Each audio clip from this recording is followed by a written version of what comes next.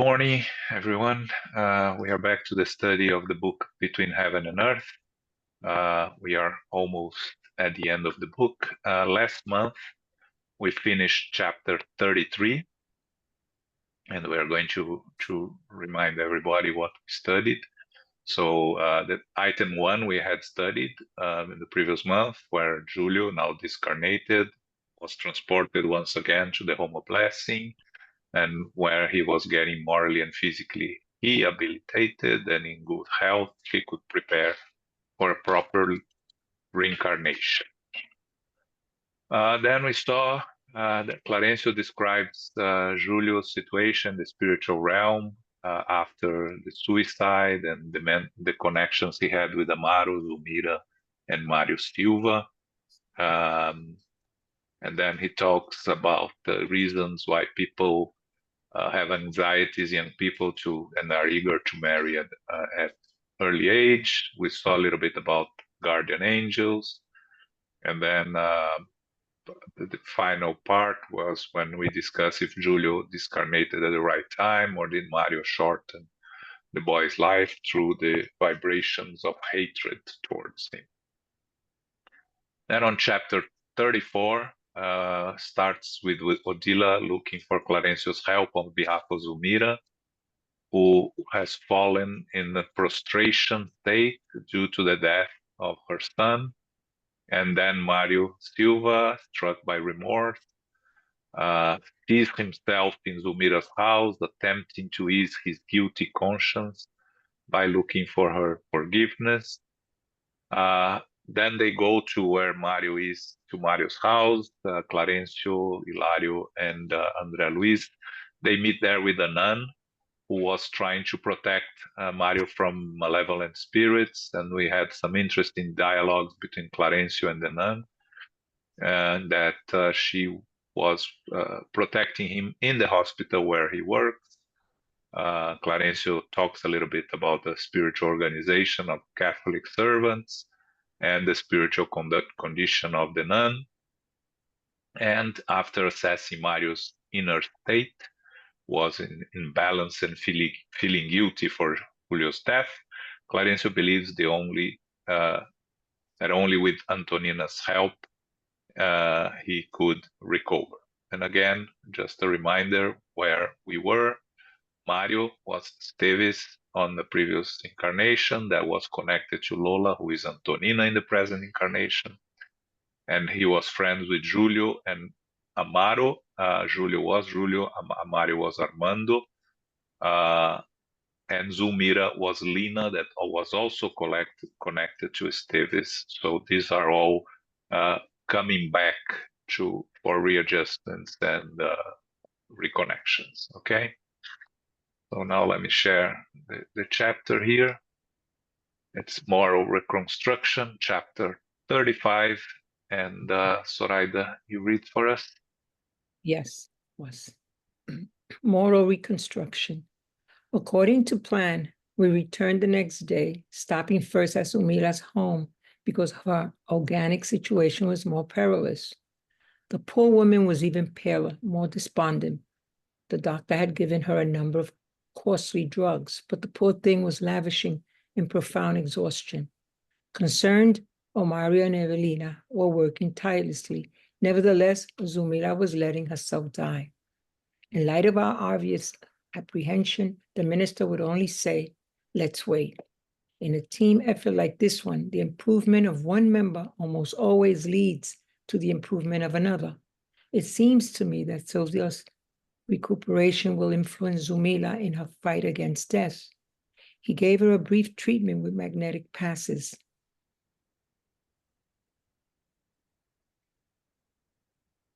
Can see the top?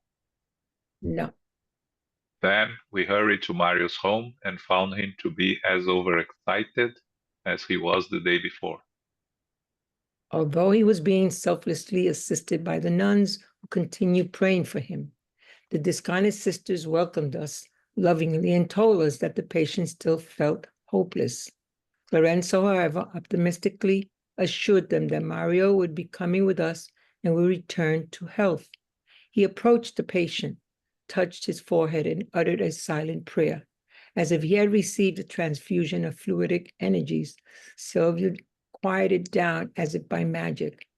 He was definitely calmer, although still downcast. His face expression, revealing his inner turmoil, had been replaced by a dolorous serenity. Lorenzo applied a few passes and said, Silvio really needs to hear what Antonina has to say, but he is hesitant. He is inwardly ashamed of himself. He thinks he is responsible for Julio's death and fears contact with the spiritual nobility of our system. In spite of feeling drawn to her, even so, we shall work on bringing them together. He caressed and tormented the man's head and added, the moment he unburdens himself, he will cleanse his mental atmosphere, which will in turn encourage his relief and the reception of renewing elements. Then the instructor embraced him, enveloping him in loving kindness. That long, caring embrace seemed to us to be an appeal to Mario's innermost energies, because he immediately got up and dressed himself. Unable to explain the sudden decision that was moving him, he went out on the street, followed closely by us, and took a taxi to the home of the kindly family that had lovingly welcomed him 2 days ago. Okay, thank you. One thing, these next 2 chapters is a lot of description of what's going on, so there is going to be fewer things for us to discuss. But things here,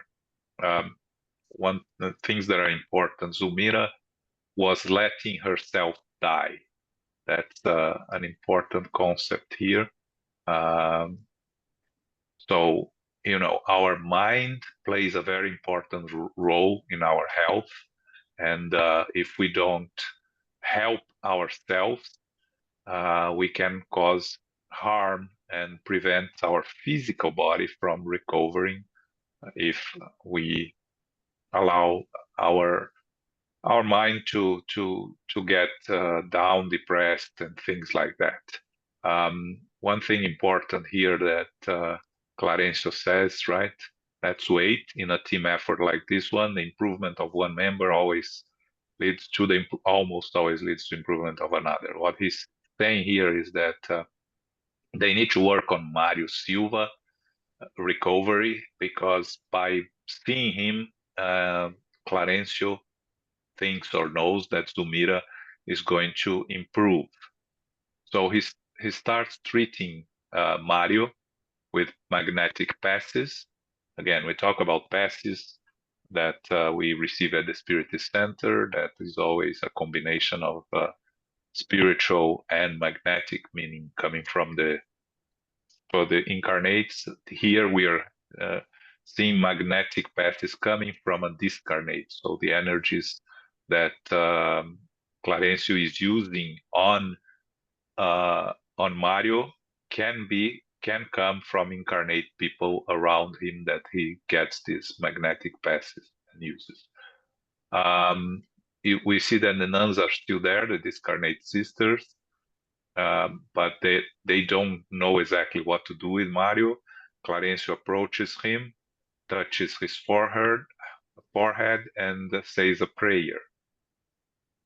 And of course, immediately this has an influence on Mario that calms down, still feeling depressed, but you know, the turmoil in his head of the guilty feelings starts to quiet down. And Clarencio then says, we need to influence him to go to Antonina's house to hear her, because Clarencio thinks that it's only with Antonina's help that Mario can listen to reason and recover. And then he says, well, he needs to cleanse his mental atmosphere, and only Antonina can help him that. So he influences Mario's thoughts. He brings these ideas to Mario's head that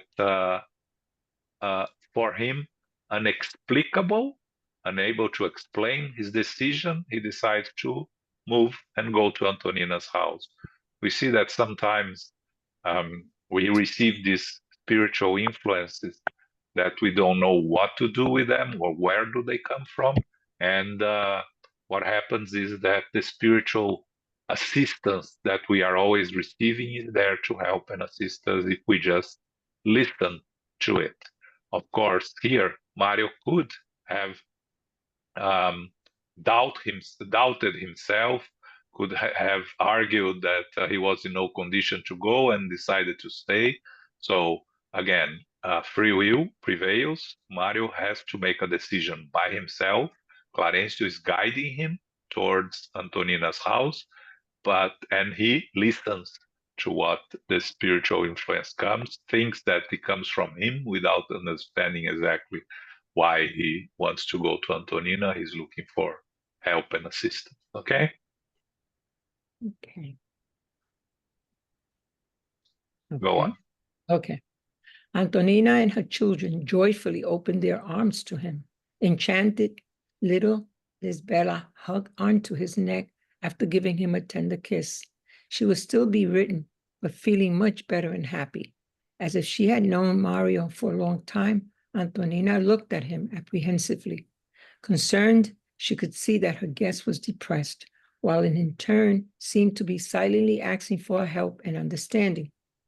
Perceiving his inner anguish, the young widow invited him for a private talk in another room where she and her kids held their home private prayer service.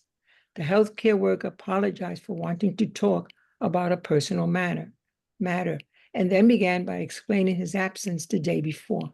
Sentence by sentence, he entered the dolorous zone of his soul, telling all. He remembered that day with her, he had received instructions that were highly meaningful to him. And that was why he wasn't Hesitating to unburden his desolate spirit, pleading for her compassion and help. in an effort to console him. Antonina held him out to the end, heard him out to the end. Mario told her about his youth. He commented on the psychological problems that has beset him since childhood. He described the love he had nourished for the girl that had abandoned him in the middle of his dreams. He told her about the trials that had punished his youthful pride. He emphasized his efforts to recover. And lastly, extremely troubled, he explained his meeting his former fiance and former rival again, along with the dying boy. He mentioned the inexplicable hatred he had felt toward the dying little angel. He appreciated the benefits that the home gospel study had had on his soul, burning with rebelliousness and bitterness. And he told her of his conviction that he had contributed to the death of the child he had hated at first sight. He felt like he had descended into a tormenting moral hell. Antonina felt the loving compassion with which mothers used to spiritually uplift their suffering children and asked them to calm down. Silva, however, in convulsive weeping, was a patient who needed a wider intervention. Irresistibly attracted to him, Antonina adopted a rather intimate approach and said, Mario, whenever we fall, we have to get up. We have to get back up so that the insensate movement of the carriage of life doesn't run over us. We only met 2 days ago, yet I feel that deep ties of fraternity have brought us back together. I don't think we are all here together by accident. Surely the forces that guide our life are impelling us to such emotional statement. Wipe away your tears so that wipe away your tears so that we can see the road. I know about your drama as a man cruelly tried in the forge of life, but please cheer up. Looking gently at him, she continued after a brief pause. I too have struggled a lot. I have struggled and suffered. I got married out of love, but found myself robbed of my highest hopes. Before death took him, my husband had relegated us to dolorous poverty. When our problems as a family were at their worst, I watched as one of my children died at the touch of the harsh trials that afflicted our home. Thanks be to God, however, I know that we will experience only ignorance and misery, if not for the help of pain. Suffering is a sort of invisible fire that shades our character. So don't be so downcast. You're still young and you can accomplish great things. But I know for a fact that I'm a murderer. Mario sobbed and heartbroken. Who says we have to remember that mindful of your profession, you attended to a boy who had been completely handed over to the domain of the croup. But by the time you arrived, little Julio had already been suffocating under the wings of death. But this bad feeling, what about the remorse? I feel defeated, afflicted. I'm afraid of myself. Thanks. Again, a lot of description of what's going on. Important here, just to remember, Lisbela was the girl that was sick when Mario went there. There was the reason that Mario met Antonina. Antonina took Lisbela to the hospital where Mario attended them and then followed them home to help. And she was the reason that they all got reunited. So she's better already. Still bedridden, but feeling much better and happy. And Antonina looks at him and sees that he's downcast, that he's depressed, and he asks to have a conversation with her. For here is something that is important for us to remember when we're trying to help and assist those in need. Sometimes all they need is to talk, and we have the responsibility to listen patiently and not interfere. Many times we try to give people solutions for their problems when all they're looking is for to talk about their issues, because by talking about our own issues, we end up reflecting on them and sometimes finding answers and solutions for our own problems by ourselves. So what she's doing here is just allowing him to talk, to put it all out there, his feelings, his guilty feelings. He talks about his past. He talks about how he first met Zulmira. That Zulmira was her girlfriend, and then he lost her to Amaro.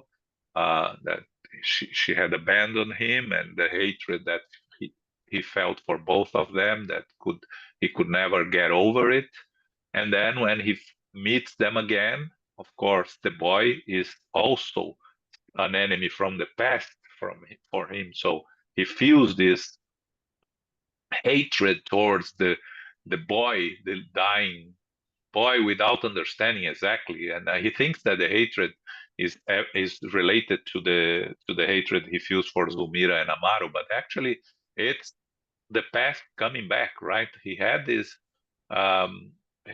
disputes with Julio in the previous existence, when he was Esteves, so he has the natural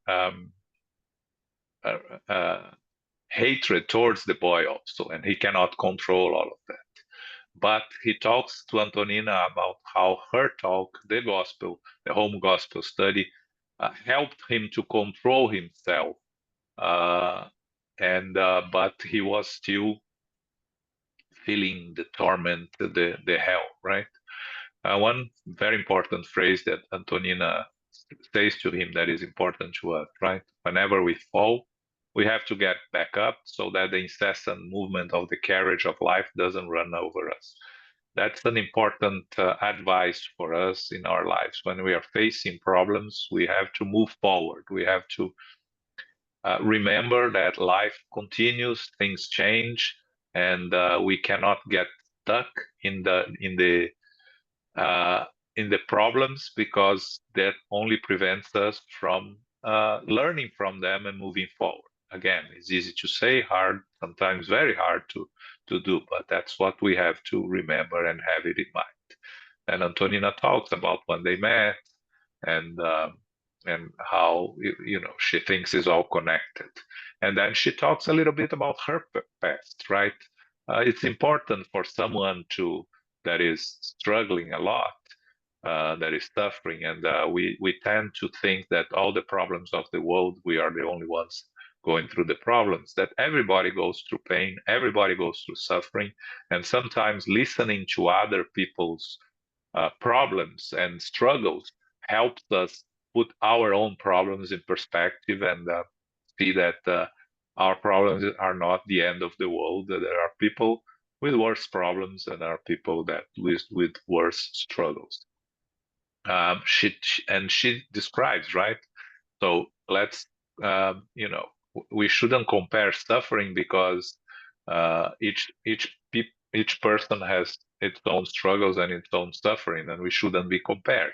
But as in a sense here, let us compare the situation of both. He lost a loved one to another man, something that happens throughout the world every day, a lot of times, not a big deal. And he can't recover from this struggling. Well, Antonina, she married, was let her husband abandoned her in poverty, ended up dying after, but that's not, it wasn't she, he was no longer with her. And with all the struggles with poverty, she lost one of her children that died and went back to the spiritual world. So again, who suffered more, Mario or Antonina, right? Her struggles are way worse than his. Again, we are here. We are comparing two people in a book. So, but we shouldn't do this in real life because when someone is suffering, their problem seems to be the worst problems in the world. So, and we shouldn't minimize anyone's problems, trying to say that other people's problems are worse. That's a conclusion that the person has to come by his or herself. Okay. Mario still thinks he's a murderer. And Antonina tries to say him, listen, the boy was already sick. So the boy was already in a very bad state. So you cannot blame yourself for the death of the boy. But Mario says, I still feel guilty. Why? What is this remorse? Of course, all he's feeling in his mind is because he knows all his sentiments when he arrived at the house and saw his former girlfriend and all the things, and former enemy from the past, and Amaro and Julio, all people from his past. So he couldn't control the anxiety, anger, and hatred. Okay. All right. Any questions, comments here? Okay, let's move on. Sorry. Antonina gazed at her guest with her typical self-assuredness and replied, Mario, do you believe in the reincarnation of the soul? Because Mario gave her a strange look, she continued without waiting for a response. We are all travelers on the great road of eternity. The body of flesh is a workshop in which our soul toils, weaving the threads of its own destiny. We have come a long ways to relive dead centuries, like plants reborn from deep in the soul. Obviously, you are Mario. Zumila and Julio are recapitulating some tragedy that may have happened a long time ago in space and time, but which is still alive today in your hearts. Because of your spontaneous confession, I have no doubt about my own participation in some incident of the struggle that has brought about these events. Love and hate don't just happen. They are the result of the constructions of our spirits over the millennia. I probably have my share of responsibility in this case too. Our immediate trust, our association in the matter without any previous basis, that fraternal sympathy with which you have come to me, and the interest with which I've been listening to your confession, all lead me to believe that the present is reflecting the past. That is why I'm offering to help you out of somehow. Help me out? Maria interrupted in despair. That's impossible. The boy's already dead. Enveloped in Lorenzo's radiations, Antonina replied calmly. And who says Julio can't come back? Who says we can't do something on his behalf? What can we do? What? Listen to me, Mario. Selfishness is not expressed only in our joyful moments, suffocating and dreadful. It often expresses itself also in our sufferings. This happens when, in our grief, we think only of ourselves. You say you are an embittered, defeated criminal as if you were a repentant hero cast down from the altar of public admiration to the dust of respect. I believe that concentrating too much attention on imaginary guilt is mere vanity that imprisons us in empty anguish. As long as we are bemoaning our imperfections, we waste the time we could be using to better ourselves. In changing a tone of voice to be firmer, have you ever thought about the parents suffering due to the separation? Have you ever thought about the mother's shattered dreams? Why not extend a fraternal hand to the parents in the darkness of misfortune? I believe in the immortality of the soul and the redemption of our wrongs. I believe that today's renewal is a symbol of the Lord's grace being repeated continuously so that we may use his treasure of blessings for our growth or readjustment. Why don't you visit the home of our unfortunate friends at this time? They obviously need care and solidarity. Perhaps the divine goodness has some bit of work for you to do there for your evolution. Who knows? Maybe Julio will return as a result. For that to happen, however, his mother will have to get back on her feet. Going from frank consular to kind-hearted sister, she asked, are you going to give someone else the privilege of such service? I don't have the courage, lamented Mario in tears. No, Mario, on occasions like this, it's not courage we lack, but humility. In spite of being inconsequential and vain, our pride is too entangled and excessive. We cannot liberate the personality segregated in the mire of our exaggerated self-centeredness. In short, we imprison our hearts in the dark fortress of vanity, and we don't know how to surrender. Grasping onto this moral support, the healthcare worker pleaded, Antonina, I trust in your friendship and the lofty understanding that flows from your words. Please help me. I came here only to ask for help and discernment. Tell me what I must do. Give me a plan. Forgive me for being so forward, but I've been a man without faith. I have no authorities or friends to appeal to. We've only known each other for a few days, but in your heart and home, I have found something new for my poor spirit. Support and help me for the love of God, in whose providence you believe with such serenity. Like a true sister, the young widow caressed his hands as if they were old friends. And now, also in tears of emotion and acknowledgement, she invited him to go with her to visit the suffering couple that night. She would entrust Enrique and Lisbela to the care of a relative, and they would leave Mario's residence with Hilario. She wanted to help Mario recover, and to do so, she would like to accompany him in the way that would be most useful. Mario gladly accepted her kindness. He was convinced that at Antonina's side, he would find a solution. Comforted, he smiled, and that is how we left the tormented heart care worker under the blooming of a new and blessed hope. Okay. So here, what we have is some important phrases that Antonina spoke, obviously inspired by Clarencio. She starts asking about he believes in reincarnation, and we ask a lot. Sometimes we have to ask this question to people, and people look at us amazed, right? Strange look. Always remember, I recently, when I talked about reincarnation in the symposium, I mentioned 1/3 of the Americans, of the American population, believe in reincarnation. So this is not a strange subject. Of course, if you're going to talk about spiritism, most people haven't heard about spiritism, so they may look at you without understanding what you're talking about.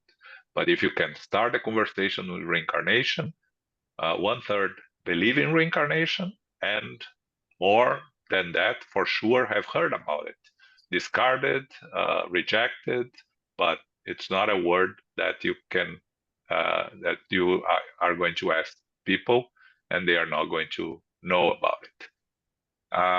So some phrases that she told him: we are all travelers on the great road of eternity. The body of flesh is a workshop in which our soul toils, weaving the threads of its own destiny. The physical body is just an instrument that we have to use for our moral and intellectual evolvement. And then she says that you know, I'm sure that you are all connected. Again, she's inspired by Clarencio here. Clarencio is giving her the ideas, and she's open to receive the influence, and she's talking. It's a mix of what she's thinking and with her beliefs, with what Clarencio is inspiring her. Again, um, she has to have already the information stored so Clarencio can use her own beliefs and thoughts to give the messages. So she talks about the past, and she says love and hate don't just happen. They are the result of constructions of our spirits over the millennia. And we know that, right? We come to the new incarnation carrying our past, and love and hate are part of our past, of our struggles and things we have to readjust. And then she said, even me, I think I have some responsibility on this. I have some part in this story, and we know from what we mentioned in the beginning that she was also involved in their past as well, right? And then she asked, "Can Julio come back? Can't we help the couple?" Again, Antonina is what she's trying to say here is to stay here complaining about our suffering and our pain, your suffering and pain is not going to help. Let's be active. Let's do something. Let's not stay out. So she is inviting him to go there and do something. And he tells her, selfishness is not expressed only in our joyful moments. It also expressed in our suffering. And I believe that concentrating too much attention on imaginary guilt is a mere vanity that imprisons us in empty anguish. Again, a lot of the things that go through our mind are not the reality. Is our projections of what we think is the reality, and most of the time it's not. And she concludes, as long as we are bemoaning our imperfections, we are wasting our time that we could use better. So when we are facing problems, let's try to be proactive in solving the problems and not bemoaning them. And then she continues, what do you think about them? They lost a child. What about their suffering? The mother's shattered dreams, you know, your guilty feelings, your anger, how is it compared to a mother that lost a child? Why shouldn't we go there and help? So why don't you visit the home of the unfortunate friends at this time? And then Mario says, I don't have the courage. Antonina says very, very smartly, it's not courage, but we lack humility.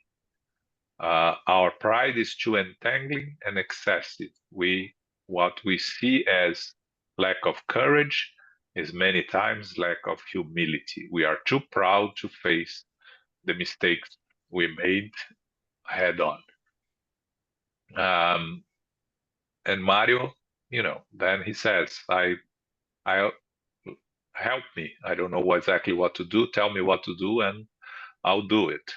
And she says, well, let's go to visit them and see what and if and how we can help.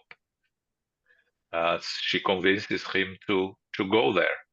And but she offers to go with him, which is also important because by himself he didn't have the courage to go.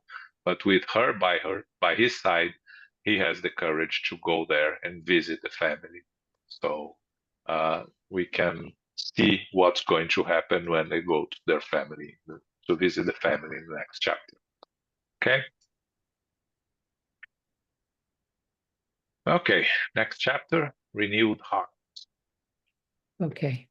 3 days had passed since Julio's liberation. Once again, we were at Zumila's side in the early hours of the night and found her completely spent. The progressive weakening had put her organism in a perilous situation. After examining her, even Clarencio remarked apprehensively, our sister needs more effective help. She is almost completely exhausted. Patient was receiving his magnetic assistance when Mario, Antonina, and Hilario entered the adjoining room. He left our instructor with Zumila and went into the room where the family meeting would occur. Amaro and Evelina did the honors. The hospital Amaro appeared to be feeling greatly relieved. His smile, although sad, was big and spontaneous, displaying the inner contentment of someone who wanted to end an old, disagreeable feud.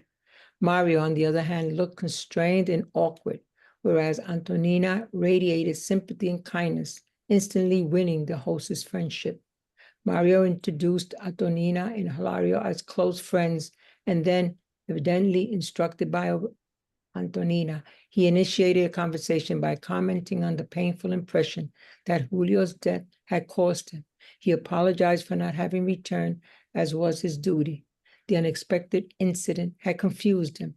He had gotten sick because of it. He was very emotional, as if he spoke and had to hold back his tears as he recalled the child's final moments. That display of emotion, combined with his sincere humility, touched Omario's heart, which opened up more fully. I could see the grief that enveloped you at the moment when our little angel was snatched away by death, said Amario. Your affliction truly moved me, not only because of your professional devotion to helping us, but also because of the pure kindness of a friend who had avoided us for so long. His former rival's kindness had a big impact on the healthcare worker. The affable, caring vibrations of those remarks changed him inwardly. Mario began to feel a soothing relief. And while Evelina left the room to see about her stepmother, he went on describing the mental torture that had assailed him when he saw Julio lying there lifeless. He briefly described the guilt complex that had overcome him. Had he really done what the specialist had ordered? Had he administered the wrong amount of the medicine? Okay. So, not much to say here. They go to the house. Zulmira is in bed, and even Clarencio is worried about her. She's saying that she's almost completely exhausted, meaning she's her physical situation is not good at all. She's close to discarnating. And then we see when Amaro and Evelina receive Antonina and Mario with Haroldo. Amaro looks relieved, was happy to see them. Mario feeling awkward, or of course his feelings, uncomfortable feelings, because of all the hatred he felt towards the whole situation and the family. And Antonina is showing her sympathy and kindness. And then Mario talks a little bit about what have happened to him, of course, hiding the reality of what was going in his mind. He blames everything on the incident, the death of the boy, that he got sick because he was feeling very sad with all the story. He got emotional. And Amaro is very kind to him, saying that, your affliction moved him. I could see your kindness, a friend that had avoided us for so long. So the vibrations that the remarks of the Mario's remarks changed Mario's inner thoughts also. Again, we talk a lot about vibrations, right? Send our vibrations, elevate our thoughts, elevate our vibrations. This is an example of how good vibrations can change the surroundings, the ambient. So Amaro sending his loving vibrations towards, loving, caring vibrations towards the ambient affected Mario, who immediately felt relieved. So all his thought of anguish and his imaginary guilty and everything got some relief, and then he's he described a little bit of his mental torture in the sense that he described as a possibility of having made a medical mistake. Of course, he doesn't really tells his true feelings on the situation, but he kind of disguises it as a guilt complex in the sense that he thinks that he may have made a mistake and gave the wrong amount of medication. What he's not sure he did what he was supposed to do. So it's a way of going around his true feelings and explaining what had happened to him in a way that could make sense to Amaro and then Evelyn. Okay. Okay. Okay. When he paused, Amario broke in, emphasizing kindly, there was no reason for such concern. When the doctor first visited us, I found out that our son was doomed. The serum was his last hope. And with sorrowful resignation, he added, that wasn't the first time I've had to go through an ordeal like that. A long time ago, I experienced the loss of the son from my first marriage. He drowned inexplicably on one of our rare trips to the beach. I must confess that I almost went crazy. So I clung to my religion so that I wouldn't fall to pieces. And now I know we have to obey God's will. We are no more than creatures in need of divine help every instance of our human experience. Of course, Antonina broke in optimistically with our spiritual support. We couldn't take even one step on the terrain of true inner harmony. The death of the body isn't always the worst thing that can happen to us. How many times will hopeless parents have to watch the moral death of their children due to crime or addiction? I too lost one of the offspring that God has entrusted to me. Still, I try to get used to missing him without being rebellious, for the Lord's wisdom must not be scorned.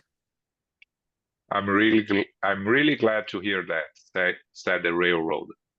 After I had devoted myself more seriously to Catholicism by reading St. Augustine, I noticed a blessed renewal had come over me, and looking more attentively at Antonina, he asked, are you Catholic too? She smiled subtly and replied, no, Amaro. In matters of faith, I have accepted the evangelical approach of Spiritism. Even so, that doesn't keep me from believing that we serve the same master. Ah, yes, Jesus is our gateway. I don't see religion as being a cause and division. With you being a Spiritist and I being a Catholic, we speak the same language when it comes to faith. I believe that, like the sun, divine providence shines on all. It is a great joy to sense the nobility of your soul, Antonina commented enthusiastically. Deep down, we want to be sincere Christians, and your kindness enables me to see the beauty of Christ in noble lives. Mario was unable to respond, however.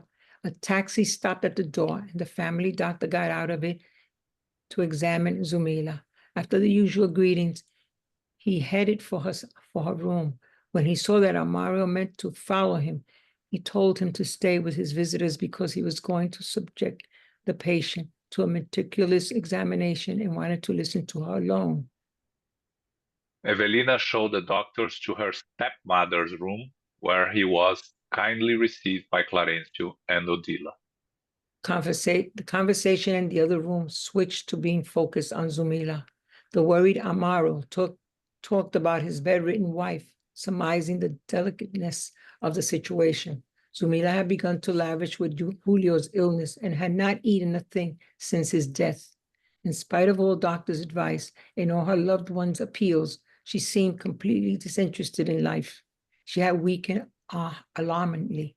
As if he wanted to discuss his family matters with the attentive Mario, he told him about his wife's mental problems before the birth of Julio, whom death had snatched away.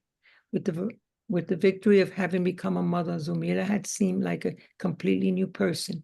She was more joyful, more alive. She was in the best of health once again. But with the child's discarnation, a new setback had struck the home. Sickness had once more found asylum amid its four walls. Mario, exchanging meaningful looks with Antonina from time to time, was caught between perplexity and disillusionment. Amaro's confession had been a display of true humility. On many occasions, Amario had imagined Amario as being a well of pride and arrogance, and he would often find himself arguing heatedly with him in thought. But now he saw that his antagonist was just an ordinary person who was as much in need of peace and understanding as he himself was. Okay. So Amaro first explains that the boy's case was almost without hope, that the medicine was his last hope. And then he talks about the loss of his first son, right? That drowned, Julio, that we saw, that Zulmira allowed him to run free in the beach, and he ended up drowning. Zulmira falls into guilty conscience, and that's how the whole book starts, right? So he talks about his own problems, and Antonina mentions that without spiritual support, is really hard to find harmony. She talks about her own son that she lost, but she mentions how many times hopeless parents have to watch the moral death of their children due to crime or addiction. What is worse? Is just trying to talk about uplifting a little bit the thoughts there. And then Amaro mentioned his religiosity, right? That he started reading St. Augustine and devoted himself more seriously to Catholicism, and asked Antonina if she's Catholic. She says, no, I'm a Spiritist, but I believe that we serve the same master. And we see that Amaro is very flexible here, because he says Jesus is our gateway. I don't see religion as being a cause for division. If more people nowadays thought that way, we would have a lot less problems in the world, right? If we think of religion as a division, we are not doing a good service to ourselves and to others. And the fact that if we see religion just as different matters of faith that we respect and accept, the world will be a much better place. We should try to walk in that direction. As Amaro says here, divine providence shines on us all. And Antonina is happy, and she says that we are sincere Christians, and I can see the beauty of Christ in all our lives. Then the doctor arrives. The doctor goes directly to the room. Evelina took the doctor to her stepmother's room. There is an error in translation there. Stepmother, not mother. And then they continue the conversation. Amaro describes what happened to Zulmira, that she was very depressed when the first son died, and after Julio's illness, also she stopped eating, and she was completely disinterested in life. Had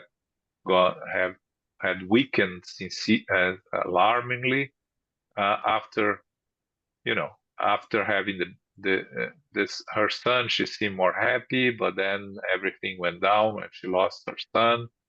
And Mario would look at Antonina sometimes to exchanging meaningful looks, and but he was also digesting all the information, by understanding what was happening in the family. It completely changed what he thought about it, because in his mind, he saw Amaro as someone with a lot of pride and arrogance that stole his loved one from him, and he would, in his imagination, argue with Amaro a lot. And we saw this in one of previous chapter, when they were both sleeping. that they met each other in the spiritual world during their sleep state, and they had a heated discussion. In a previous chapter, we saw this discussion, Mario trying to attack Amaro, and Amaro trying to defend himself. Amaro was already with his mind more open to readjust, and Mario still carrying on the hatred.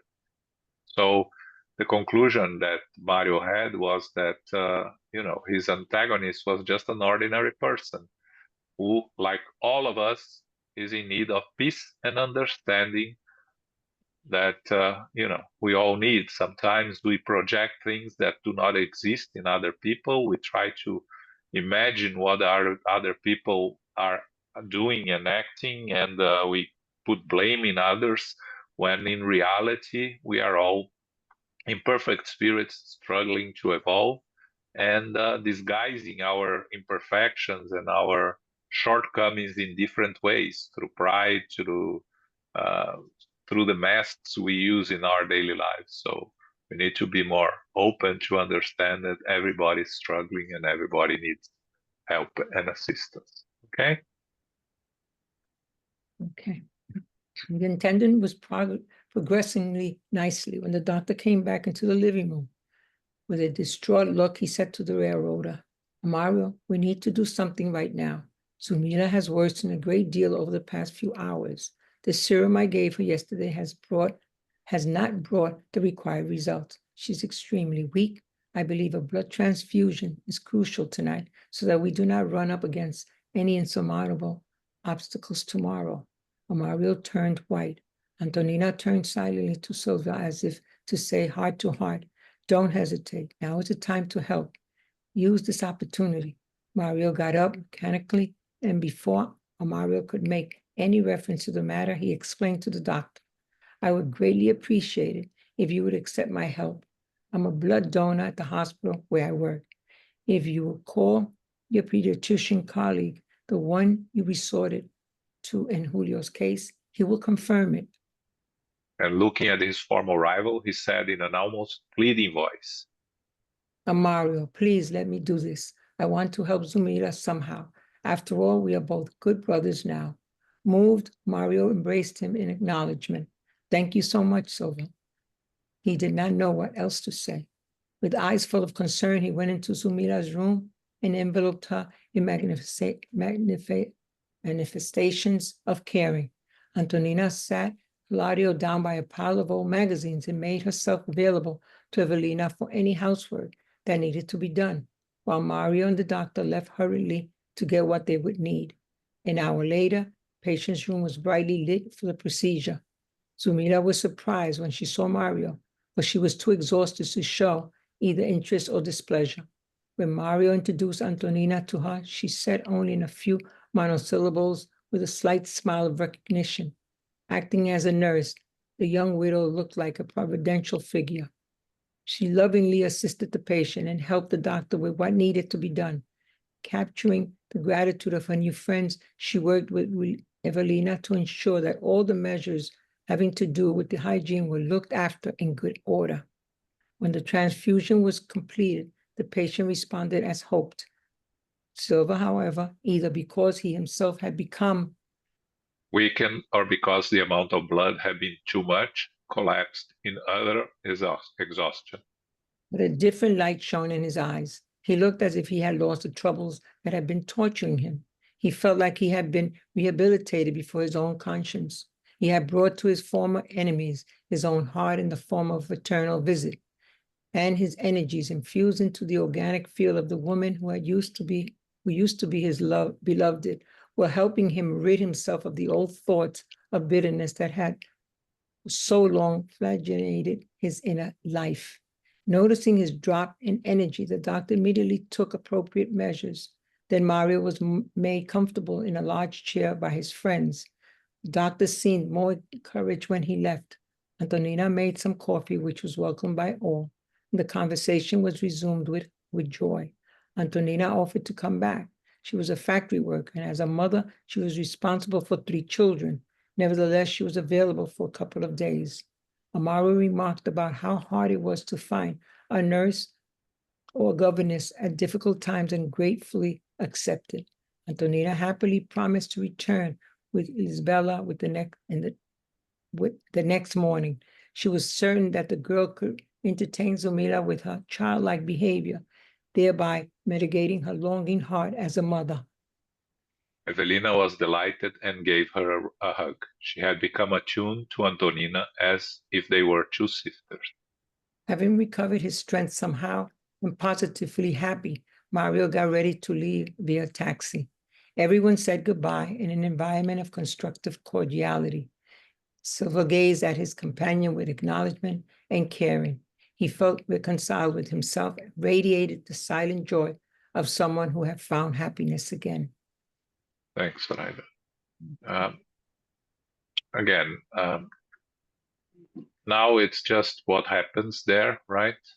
That the doctor comes to the room, says that she needs a transfusion, that she's very weak, and as Amaro gets very apprehensive, Antonina looks at Silva and thinks, help, it's your time to help. And Amaro, connected to her mentally, gets up and offers to make the blood donation. He says he's a blood donor, and he could be of service. Of course, he knew his blood type, and Zulmira's blood type he needed to know, right? They have to be the same, but here they don't mention it. And then he asks Amaro to allow him to help. He wants to help Zulmira. Amaro is very happy, emotional. They go to Zulmira's room, and Zulmira sees Mario. She's too weak to react. Mario introduces Antonina. She offers to help. She works as a nurse, trying to help Evelina in the house, trying to help the doctor with the procedure. And while all this is happening, Mario gives the blood, becomes very weak, is helped, but something changed in his mind, right? He loses his troubles that have been torturing him. So by acting on helping others, again, one thing that we always remind everyone that Spiritism teaches us, without charity, there is no salvation. We go and act even against our own intentions. Our intentions is to stay behind, is to stay wallowing in guilt, in inner turmoil. But if we act, if we go out there, if we force ourselves to do things, positive things will happen. So everything that happened there, all the need that she was going through, helped Mario become a donor of blood, and by donating his blood, he's clearing his conscience. He brought his own heart to his former enemies. Forgiveness is the recipe for us to find peace. And again, without charity, there is no forgiveness. Forgive to ourselves. We are the ones that need to forgive ourselves. The lecture yesterday that by the USSF, Forgive Your Enemies, talks a lot about that. It's very interesting. If you want to catch, you can go to the United States Spiritist Federation YouTube page, and you can see the lecture. It's very, very beautiful, and in the end has a Tom and Jerry small cartoon, which is very funny. Also, it's very interesting, very spiritual, right? If anyone saw it. Yes. So the doctor feels encouraged. Zulmira is getting better. Antonina promised to come back to take care for a couple of days. She was available. She promised to bring her daughter with her because she thinks that Lisbela with her childlike behavior could help Zulmira recover, help her as a longing heart as a mother, and Mario, having recovered his strength, is happy, recovered his happiness, lives, and everyone seems a little better by the end of all these events. I think that it's a lot of information for us in terms of how the history goes, how we are all connected to each other, but the importance of not letting ourselves be immersed in guilty, in inferior thoughts, try to work actively, even against our strengths, to overcome, to help others, to see who's in need around us, to listen to them, to offer our help in any way we can, because in the end, when we look back of everything that happens, we see that if we can make a small difference is already very important. Okay? Any final thoughts? Okay, we finished very early. I said that this chapter didn't have much, but we are going to stop here. And next month we do chapter 37. So before we go here, let me share something that is going to happen next Saturday. So if you want to watch it live, there is this event happening in Atlanta, Georgia. It's called Mediumship in Our Present Times. It's on October 12 and 13. On October 12 is in English, and the United States Spiritist Federation is going to broadcast it from 10 a.m. in the morning, right? There will be lectures by Luis Lima on the world of mediumship phenomena in its diverse types. Then a lecture by Justara on mediumship as a catalyst for spiritual awakening, a Q&A session, a roundtable in the afternoon at 2:15, and then I'll give a presentation on the medium's role in the communication with spirits. Then we'll have a Q&A session, and Raul Teixeira is going to be there for those that remember him, right? He was as an active speaker, as relevant, as important as Divaldo, until he had this stroke when he was flying to New York, like 15 years ago or 12 years ago.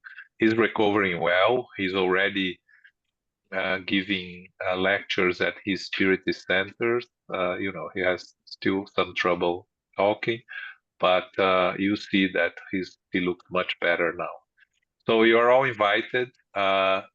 You can watch it through the United States Spiritist Federation YouTube page. It's the same one you use for the Saturday talk.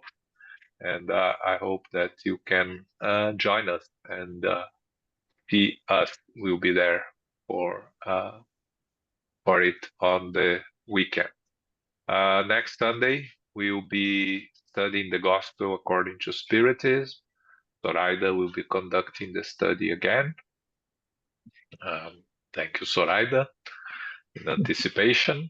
We are going to continue with a chapter on prayers that we studied last week, right? Or it was last week? Yes. No, a couple of weeks ago. Last week was Q&A. A couple of weeks ago. Okay. Carol, can you do our final prayer? Yes, certainly. Thank you very much, John. I appreciate it. Great for hosting. And thank you, Zoraida, for reading today, and for everybody who has been participating with us. Infinite Creator and Supreme Intelligence, we give thanks to be together again as brothers and sisters for our studies of the book Between Heaven and Earth, concluding with chapter 35 and 36. Our mental vibrations affect the ambient surrounding us and our health. Guilt and inferior thoughts are not helpful. Forgiveness is a recipe for peace, and positive actions can lessen our suffering. Suffering is suffering. No comparisons are needed.